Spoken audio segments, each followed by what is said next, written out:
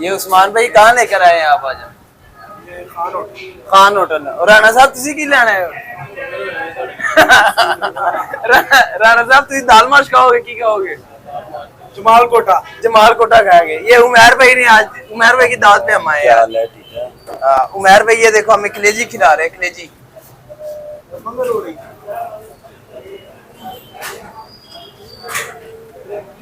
ये ले जाओ। ये उस्मान भाई कलेजी किस चीज की लग रही है ये तो बताओ पहले। ये बकरे की। बकरे की है? बकरे की नहीं लग रही यार। क्या यार राणा सलाजी। खानी हाले पता नहीं कितन दी खाती होनी है।